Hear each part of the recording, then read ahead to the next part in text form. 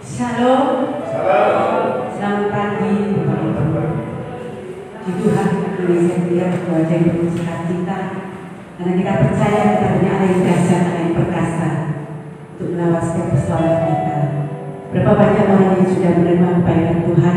Boleh lambaikan tangan. Puji Tuhan. Haleluya. Mari Bapak Ibu, sebelum kita mulai ibadah ini, mari kita satukan hati kita di dalam doa. Terima kasih Tuhan untuk penyertaan-Mu, pemeliharaan-Mu Tuhan Yesus. Kami membawa kerinduan kami di pagi ini dengan segenap hati, dengan segenap jiwa, dan dengan segenap seluruh kekuatan kami. Dan kami mau memuji, menyembah-Mu, beribadah kepada-Mu dengan penuh kerinduan kami Tuhan. Kami tahu Tuhan ada di tengah-tengah kami, sebab itu janji dan perkataan-Mu. Kami percaya Tuhan bertahan di atas pujian dan penyembahan umat yang Kau kasihi Tuhan. Tidak ada nama lain yang kami sembah dan kami puji selain dari nama Tuhan, Juru Selamat kami yang hidup, Tuhan Yesus Kristus. Kami rindu setiap pujian dan penyembahan ini untuk menyenangkan hati-Mu, agar nama-Mu saja yang kami muliakan Tuhan. Terima kasih Tuhan akan lawatan-Mu kepada setiap kami. Terima kasih Tuhan atas kebaikan-Mu dalam hidup kami. Terima kasih Tuhan Yesus. Terima kasih Roh Kudus. Hanya di dalam nama Tuhan. Haleluya.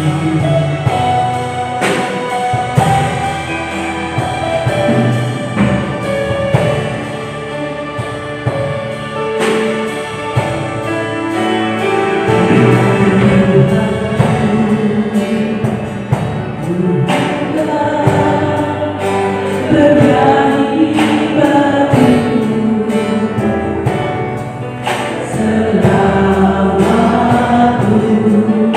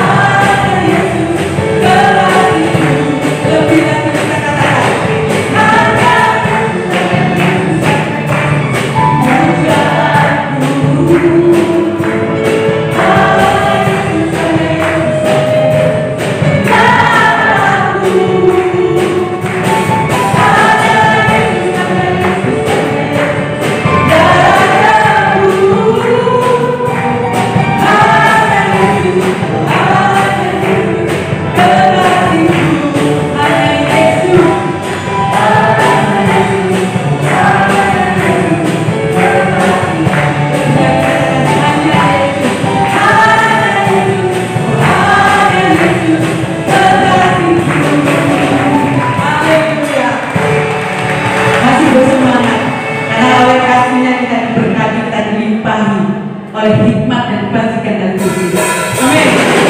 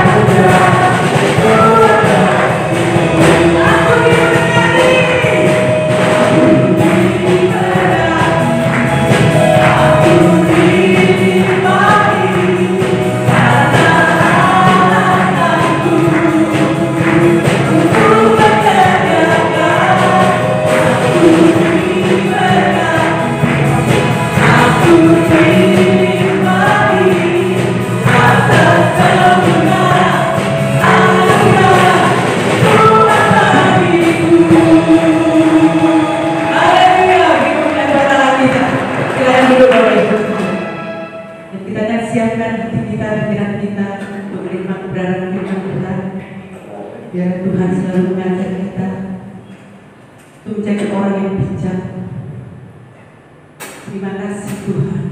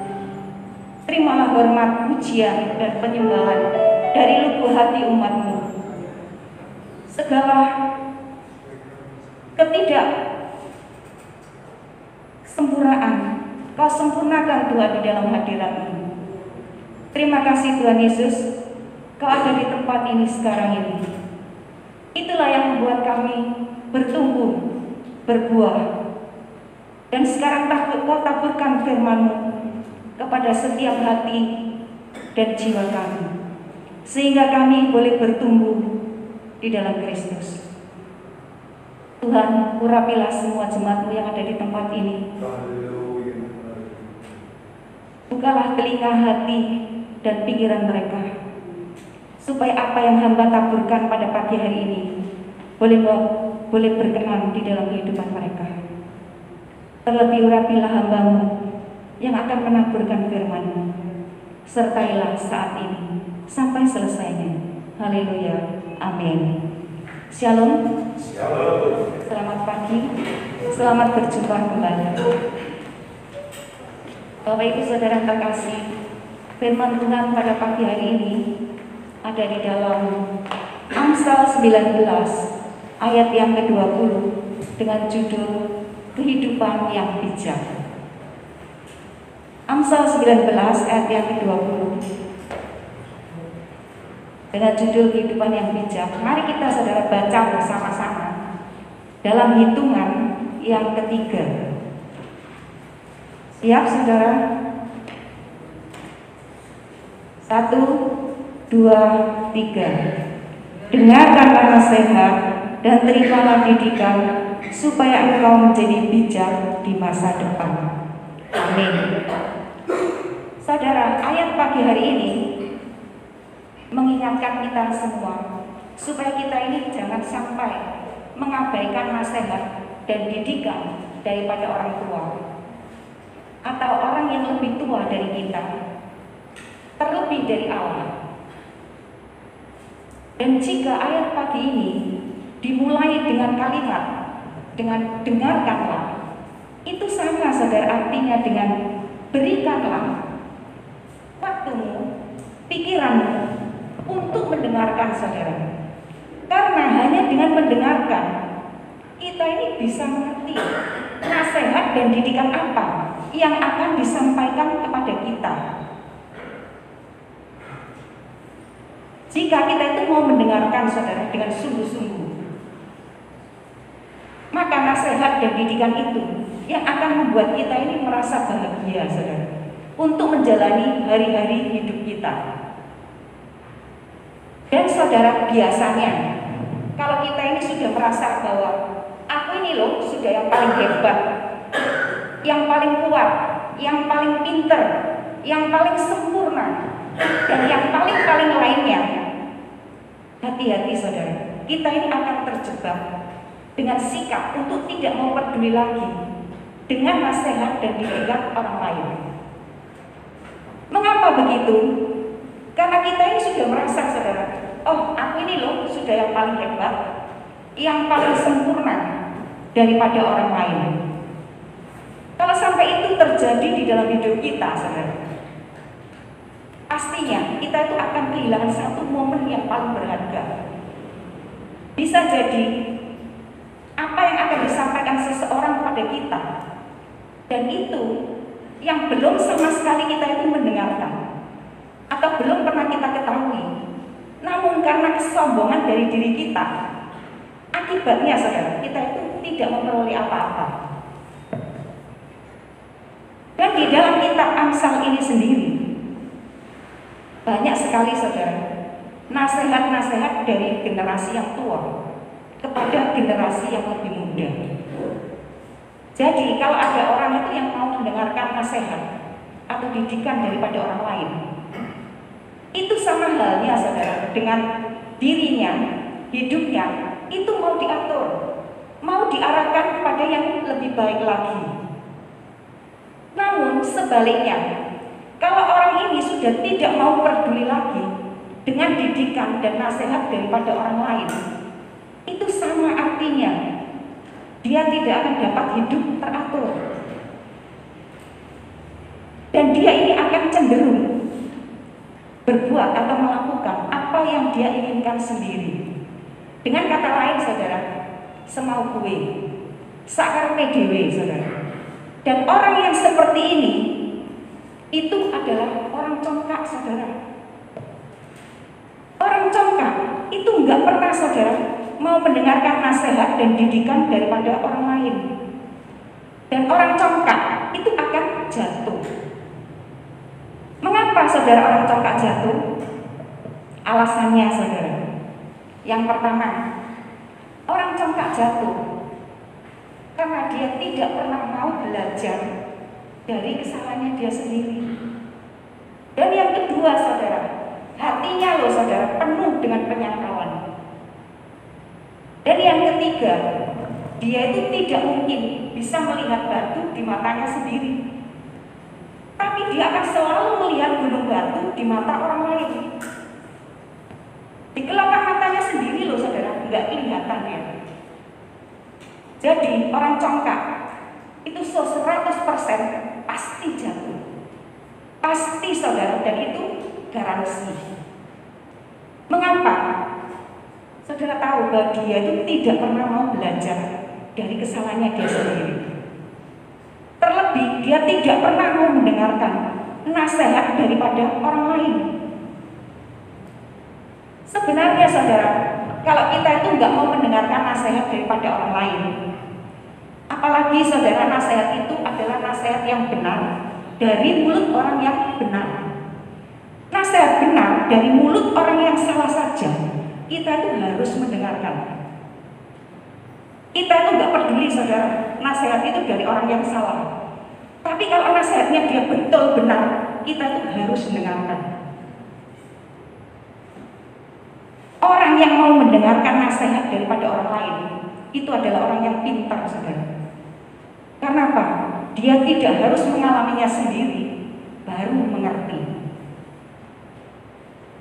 Memang saudara, kita itu harus menguji segala sesuatunya pada zaman sekarang ini. Karena zaman sekarang ini itu adalah zamannya hoax. Namun demikian saudara, tolong diingat, karena banyak sekali hal yang jelas benar dan salahnya. Jadi kita itu nggak perlu lagi selidiki, karena kita itu punya firman Allah dan kita itu bisa timbang dari Alkitab. Contoh, kalau seseorang menasihati kita dan nasihat itu sesuai dengan Alkitab, dengan firman Allah, apalagi saudara, nggak ada risiko bahayanya, dan kita itu tahu bahwa firman itu adalah pengetahuan umum yang ada di dalam Alkitab, ya terimalah saudara nasihat itu, karena nasihat itu sesuai dengan firman. Namun saudara, nggak hanya itu saja. Kadang Tuhan itu juga bisa menyuruh seseorang menyampaikan sesuatu kepada kita yang nggak enak didengar, saudara, nggak nyaman di telinga.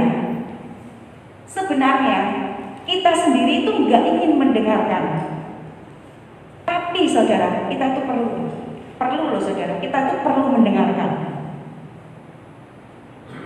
Karena itu, latihlah saudara telinga kita, telinga saudara dan telinga saya itu dilatih untuk supaya kita ini bisa mendengarkan apa yang perlu kita dengarkan dan apa yang perlu dan apa yang ingin didengarkan.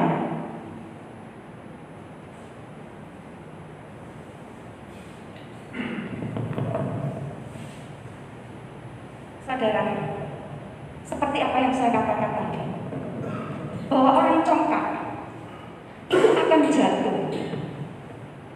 Mengapa saudara? Karena kita ini menasihati dia itu nggak mau dengar.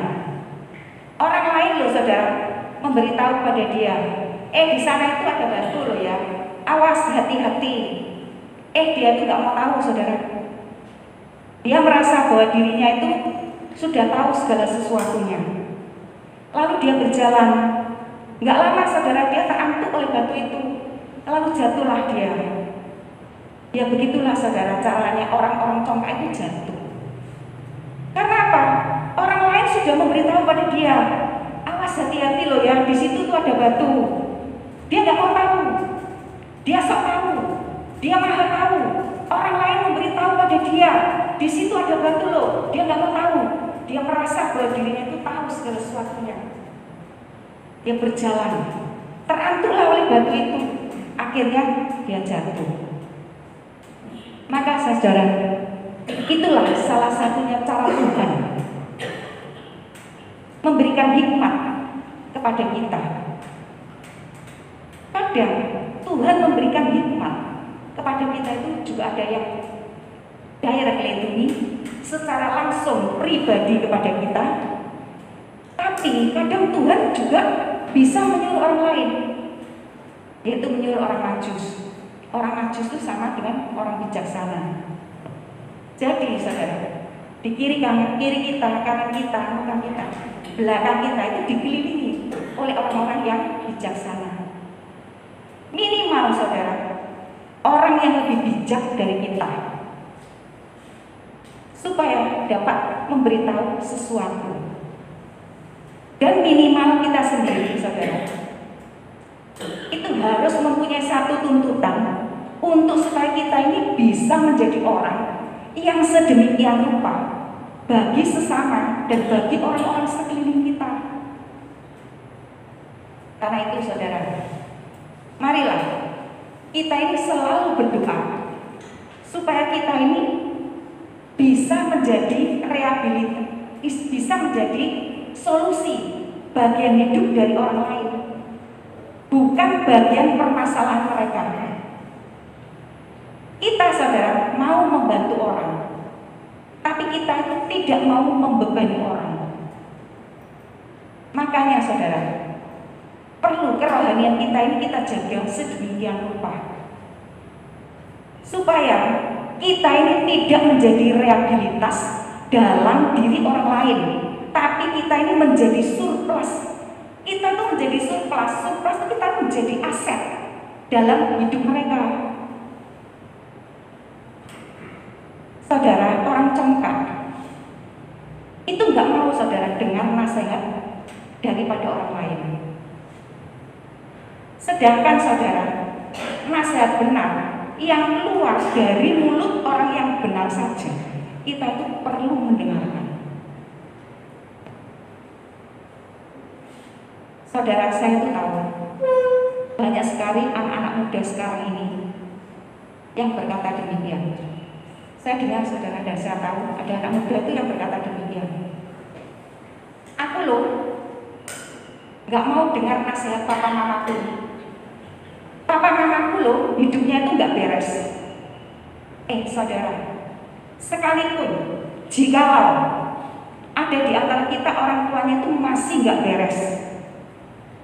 Contoh saudara, kalau orang tuanya itu nyuruh anaknya, ayo bangun sekolah. Sekalipun saudara orang tuanya itu hidupnya itu masih nggak beres, kan nggak relevan saudara. Kalau anak itu nyaut jawab saudara, papa lo orangnya sendiri itu nggak setia sama mama. Loh saudara, apa hubungannya nggak setia sama mama sama disuruh bangun untuk sekolah? Paham saudara maksud saya? Maksud saya, jadi anak itu jangan bangkang, jangan bantah. Kalau dinasehati benar, sekalipun saudara, papa mamanya itu hidupnya itu masih nggak beres, saudara itu harus mendengarkan, harus menerima saudara. Tapi saudara, lain lagi, kalau kita itu dinasehati, ayo ikut menyembah berhala, itu lain lagi saudara ceritanya. Saudara, kita itu tahu bahwa di atas otoritas orang tua kita itu masih ada otoritas firman Allah. Jadi kita itu harus bisa membedakan saudara. Contoh saudara, seperti apa yang dikatakan oleh para rasul. Murid-murid saudara ketika diseret, ditarik ke Sanhedrin, mahkamah agama, di situ Petrus suruh berhenti untuk memberitakan firman. Lalu Petrus itu berkata begini saudara, tolong nilai sendiri aku. Hendaknya aku ini mentaatimu atau mentaatimu lebih dari Allah, dan sebaliknya. Lalu Petrus itu berkata lagi saudara, aku ini gak bangkang, karena aku ini tidak bisa berhenti memberitakan firman yang telah ku dengar.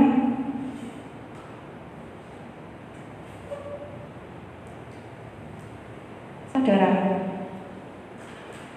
makanya saudara, kita itu harus selalu berdoa. Dan maksud saya saudara, saya itu nggak ngajari saudara itu untuk menjadi orang yang selalu melakukan apa yang orang lain itu mau. Kalau itu nggak sesuai dengan firman Allah, ya jangan dilakukan saudara. Itu nggak boleh. Contoh saudara, kalau disuruh membunuh, mencuri, berbuat zina, itu nggak boleh saudara. Jadi nggak bisa dilakukan, itu nggak boleh dilakukan saudara, karena nggak sesuai dengan firman Allah. Begitu juga saudara sebaliknya, anak-anak muda sekarang ini kalau dinasehati, dia itu perlu nasihat, tapi dia itu bantah dan dia itu melawan. Sebenarnya dia itu perlu sekali nasihat. Dan ketika seseorang itu datang menasihati dia, dia merasa bahwa orang itu nggak layak menasihati dia, lalu spontan saja saudara, dia berkata dan mengucapkan kata-kata yang sangat menjatuhkan sekali pada orang itu. Saudara, kalau kita itu salah, terimalah saudara. Sekalipun yang memberi nasihat saudara itu adalah orang yang nggak saudara kenal. Bedakan saudara, nasihat yang diberikan saudara di dalam hidup saudara. Kalau itu benar dan berguna, terimalah saudara.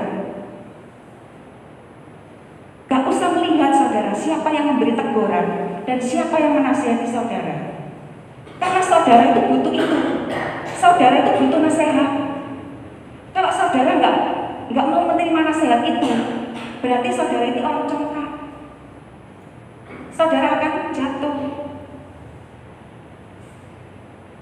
Sekarang kita akan melihat, kita akan bahas saudara bijaksana. Kata bijaksana itu saudara, Tuhan itu menghendaki setiap umatnya itu mempunyai hati yang bijaksana dalam menjalani hidup ini. Bijaksana itu tidak identik dengan orang yang berpengetahuan tinggi. Orang yang berpengetahuan tinggi belum tentu bijaksana. Dan orang yang bijaksana belum tentu berpengetahuan tinggi. Orang yang bijaksana itu adalah orang yang mengenal hati Tuhan. Dan kita semua tahu saudara, bahwa kita semua ini termasuk saya, itu merindukan menjadi orang yang bijaksana saudara. Mari saudara kita akan melihat di dalam Amsal 1 ayat yang ke-7. Kita buka Amsal 1 ayat yang ke-7.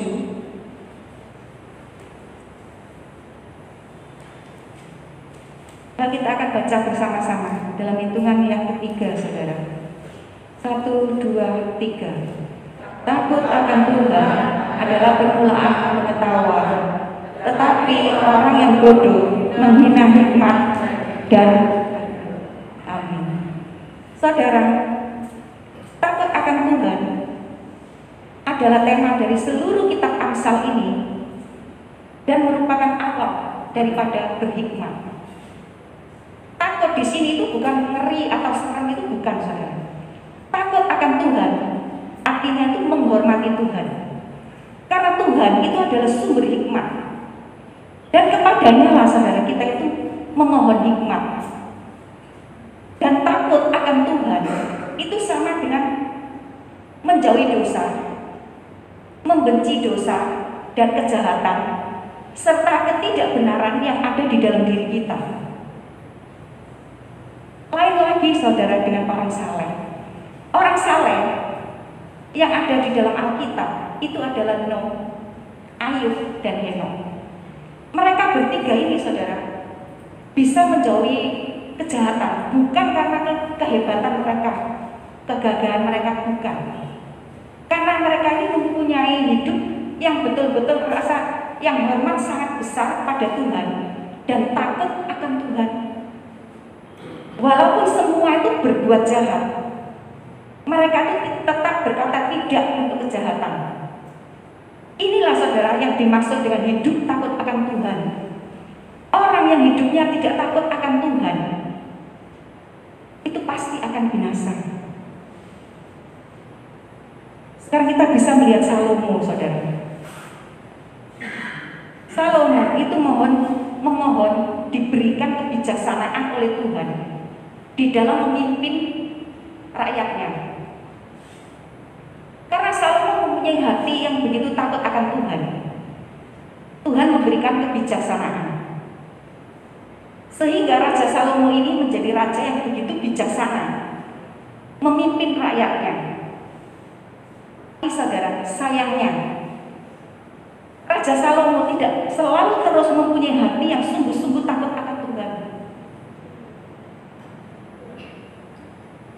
Raja Salomo pada akhirnya juga menyembah dewa-dewa yang disembah oleh istrinya tersebut. Dan Raja Salomo sudah tidak memiliki hati yang takut akan Tuhan. Dan Raja Salomo berjalan menurut sekehendak hatinya. Bijaksana saudara, kalau tidak disertai dengan takut akan Tuhan, itu akan membawa satu kehancuran di dalam kehidupan kita.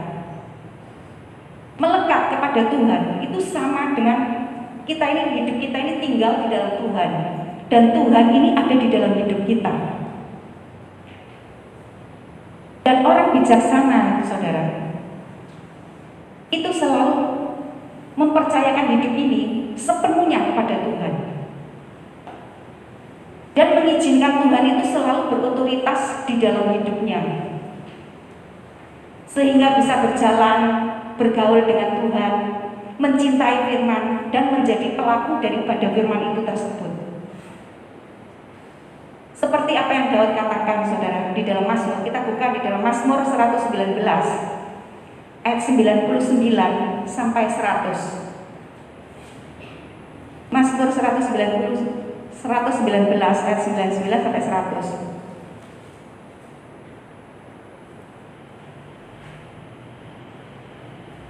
Mari saudara, kita akan baca bersama-sama dalam hitungan yang ketiga.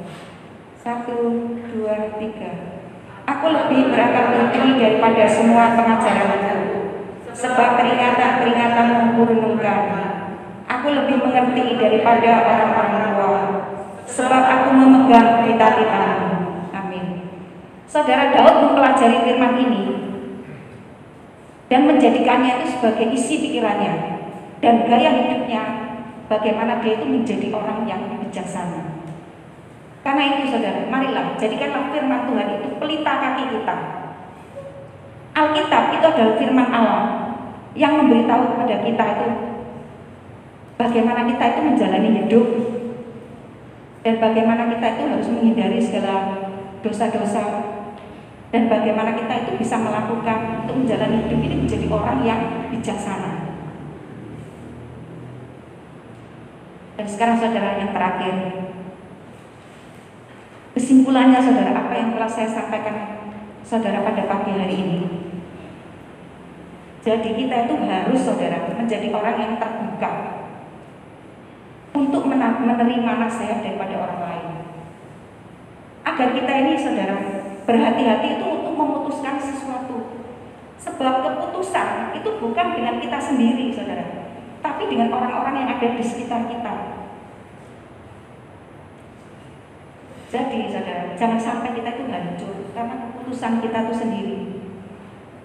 Dan sebetulnya saudara, kita itu masih bisa mengatasinya, yaitu dengan jalan memberikan telinga kita saudara untuk mendengarkan masukan-masukan daripada orang lain, sahabat-sahabat kita, orang-orang sekeliling kita saudara. Dan pada dasarnya saudara, manusia itu ingin hidup bebas tanpa peduli dengan nasihat dan didikan daripada orang lain. Dan juga saudara, sering kita itu berpikir bahwa nasihat dan didikan itu adalah sesuatu yang kayaknya itu mengekang kita. Padahal saudara, sebenarnya nasihat dan didikan itu kita itu bisa mendapatkan dengan mudah saudara, yaitu dari Allah saudara. Karena Allah, yang utama itu dari Allah, karena Allah itu adalah sumber segala-galanya dalam kehidupan kita. Sumber nasihat, sumber bimbingan, sumber didikan, dan sumber dari sumber-sumber segalanya. Karena itu marilah saudara, anak-anak muda yang dari tempat ini, dengarkanlah selalu nasihat daripada orang-orang tua kita. Jangan sampai kita itu mengabaikannya, karena nasihat itu penting bagi kehidupan kita yang akan datang. Mari saudara, kita akhiri firman Tuhan pada pagi hari ini dengan satu pujian, lalu saya kembalikan pada Bapak Gembala.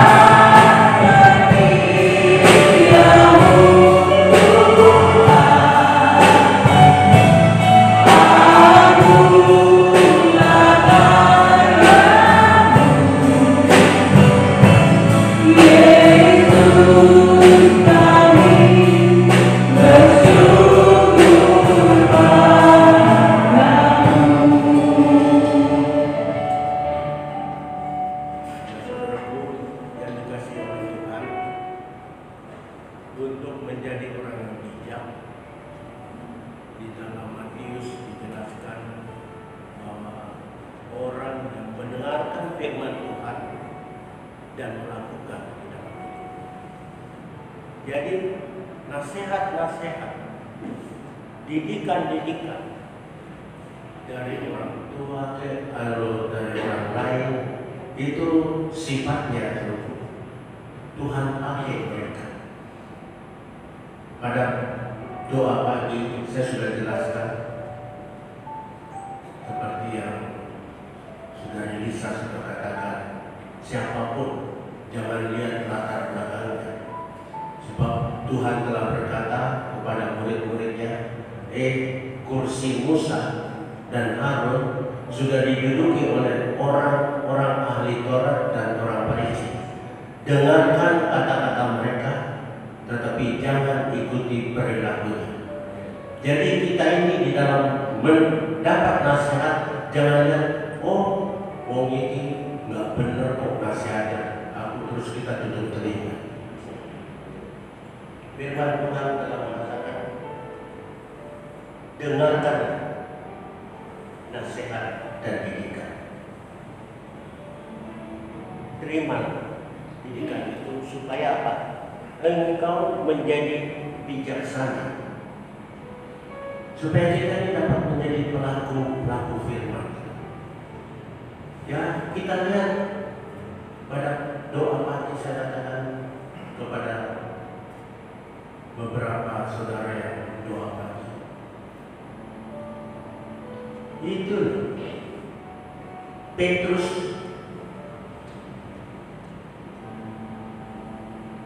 dengan kokokan ayam saja itu merupakan nasihat, teguran. Itu dia bisa bertobat. Jangankan dengan orang, binatang bisa membuat orang bertobat. Jadi seluruh belajar untuk melihat kondisi, jangan menutup diri. Ya, saya sudah katakan, dan bukan saya yang berkata, saya sampaikan. Ini firman Tuhan. Saudara tidak usah tunggu Tuhan Yesus datang untuk mengetahui saudara diselamatkan atau tidak. Saya itu seru. Tinggal ukur diri sendiri.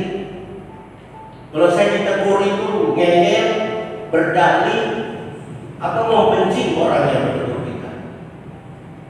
Bukankah Alkitab itu berkata, orang yang menegur kita dengan keras, itu kita itu harus berterima kasih. Tetapi orang yang membalas, membenci, Tuhan kata jangan menasihati orang membalas, dia akan membenci engkau. Coba, mari saudara-saudaraku, kita mau menjadi orang yang bijak. Jangan melihat siapa yang menegur saya.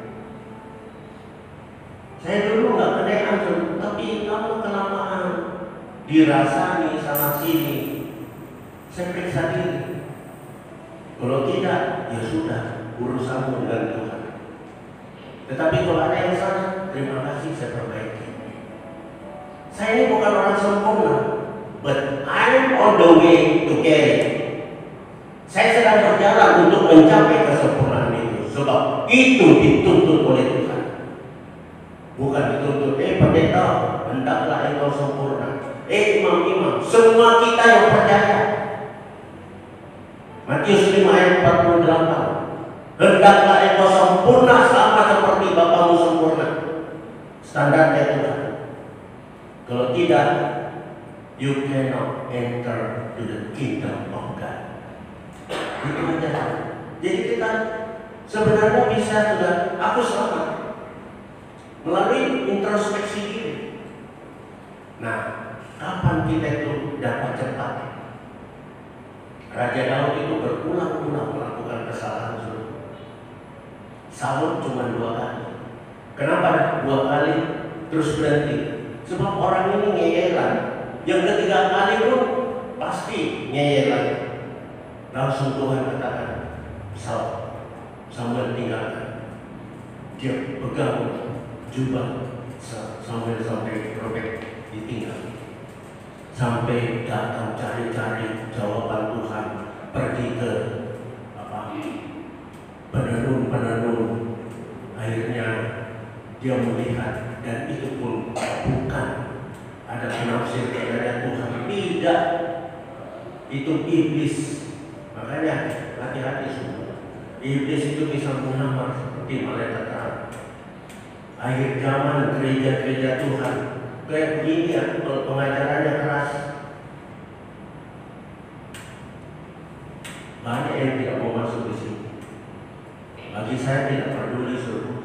Saya tidak mau dipuji oleh manusia. Saya mau dipuji oleh Tuhan. Saya harus menyampaikan kebenaran. Ya, tidak mau supaya orang memuji. Apa artinya saya dipuji? Tetapi Tuhan, aku tidak pernah kamu. Sebab tujuannya untuk kamu dipuji, disembah. Kita ini melayani Tuhan untuk Dia yang dipermuliakan, bukan kita. Saudara sudah pacaran di dalam rumah kita. Ada seorang hamba yang sedang bekerja di ladang sampai sore, datang makan tuannya. Apakah tuannya bilang, ayo dulu makan sama-sama ya? Enggak, disuruh layani. Dan setelah itu apa? Apakah hamba ini berkata, wah, aku pantas untuk memperoleh sesuatu dari? Dia katakan, aku adalah hamba yang tidak berguna. Jadi seluruh yang dikasih oleh Tuhan menjadi pelayan-pelayannya. Nanti ada pengarahan setelah kebaktian. Mari kita prepare supaya nanti pada saat Tuhan datang seluruh, kita ini tidak kecilin. Kita anggap diri sudah benar, ya. Yang saudara berpikir memberikan persembahan gede terus selalu, bukan itu yang Tuhan lihat.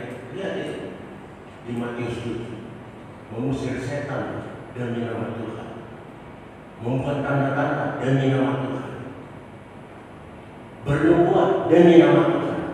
3 hal ini adalah sesuatu yang luar biasa. Demi nama Tuhan dia lakukan. Tetapi Tuhan berkata, aku tidak pernah mengenal engkau. Sebab apa? Bukan Tuhan. Ada seorang yang lari ke sana kemari memberikan kesembuhan dengan cara orang ditabuk begitu sampai akhir tunggalnya. Dukun juga bisa begitu. Dan siapa? Dia katakan, kita ini adakan pendekatan kultural. Gak usah memperkenalkan Tuhan. Ya ampun Tuhan. Kita ini memberitakan Tuhan.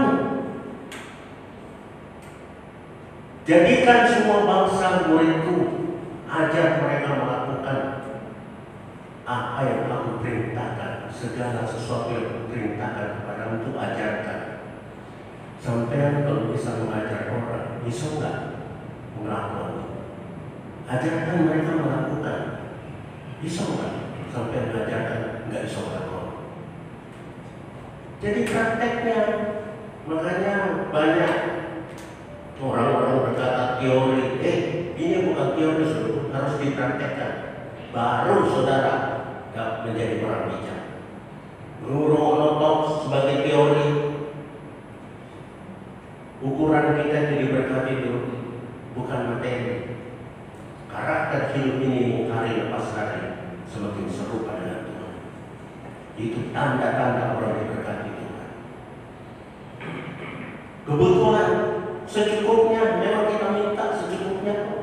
Berikanlah pada hari ini makanan kami secukupnya. Kalau lebih dari cukup, bagikan ke orang lain. Itu sifat-sifat orang yang bijak. Jadi seluruh yang dikasih oleh Tuhan, saya minta ya, hari lepas hari. Kenapa saudara? Kenapa? Saya ini kalau bawa firman, saya buatkan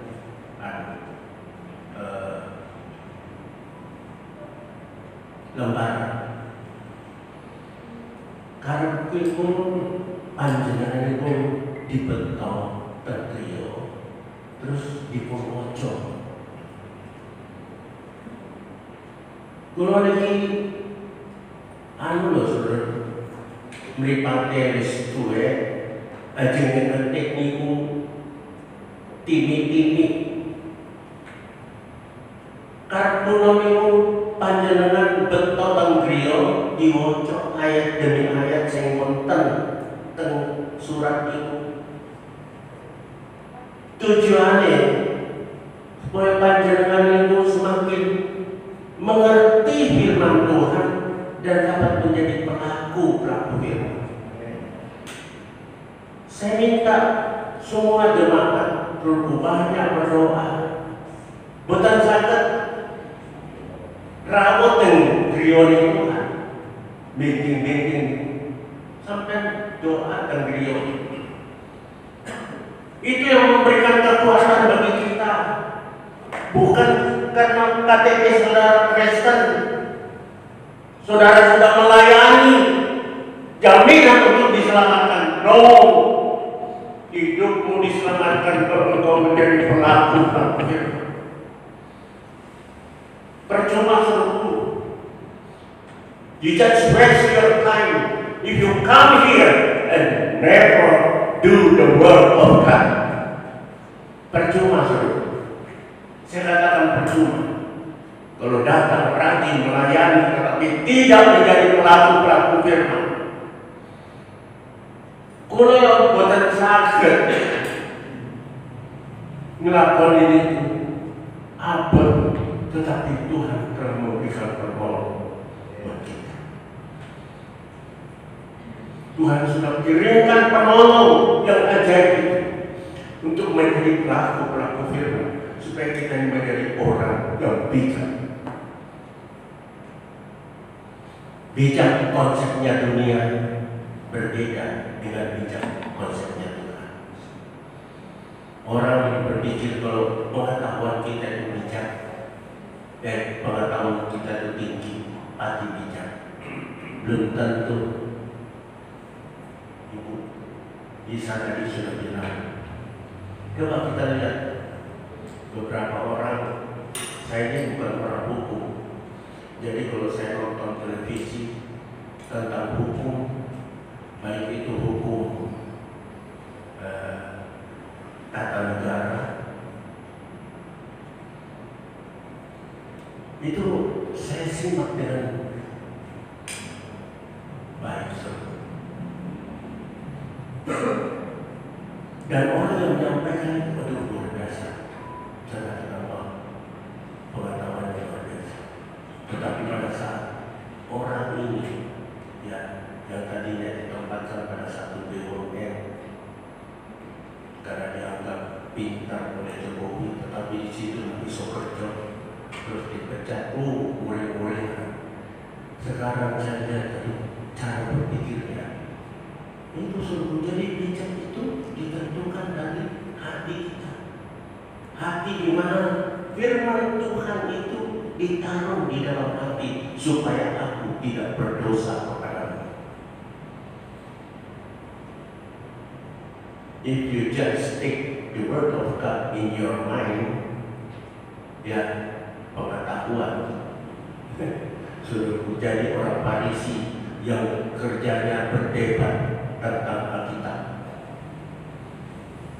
Lebih baik kita taruh di kepala kita head knowledge, but also in heart knowledge, terutama di hati. Sebab Pemasmur berkata, firman ditaruh di dalam hati supaya aku tidak berdosa pada.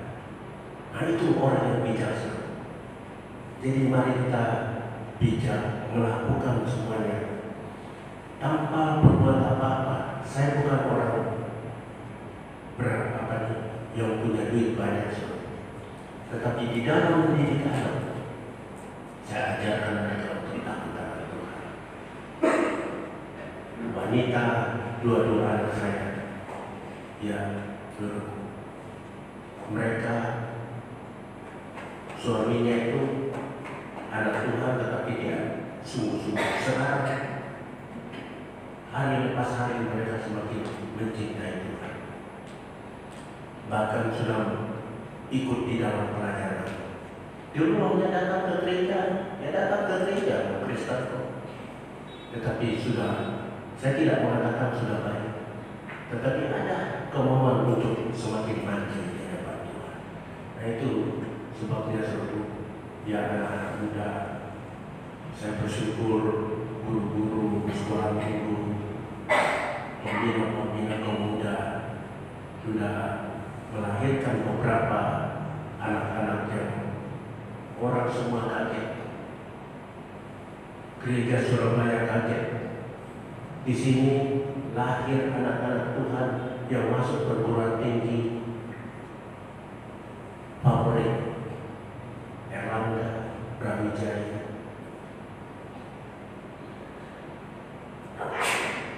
Mereka jarang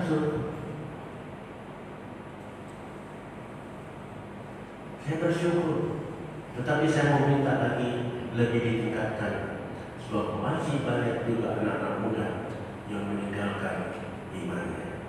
Ya, guru-guru sekolah minggu, ajarkan mereka untuk bangun pagi, mau tidur harus berdoa.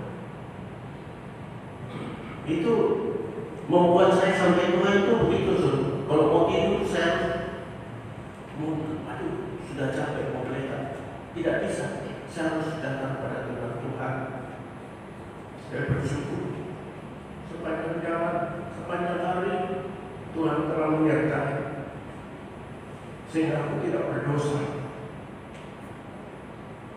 Kita bersyukur, jangan saudara berkata, oh aku tidak pergi ngobrol orang, tidak pergi ke tempat pelajaran. Ya seru. Tuhan sudah berkata membenci orang itu pembunuh. Melihat orang timbul, sahabatnya berjihad. Jadi berat jadi orang Kristen. Itu sebabnya perlu banyak anak-anak sekolah ini ajarin mereka, ayo keep praying. When you want to go to bed, you have to pray. In the morning, you get up, pray first before take a bath. Itu sama anak-anak. Ajarkan mereka, biar supaya mereka kelak menjadi anak-anak yang imannya kokoh. Saya tidak akan memperpanjang firman Tuhan, kiranya Tuhan memberkati kita. Amin. Saya mau kita bangkit berdiri. Kita menaikkan pujian kita. Ajar kami Bapa menghidup hari-hari supaya kami beroleh hati yang bijaksana.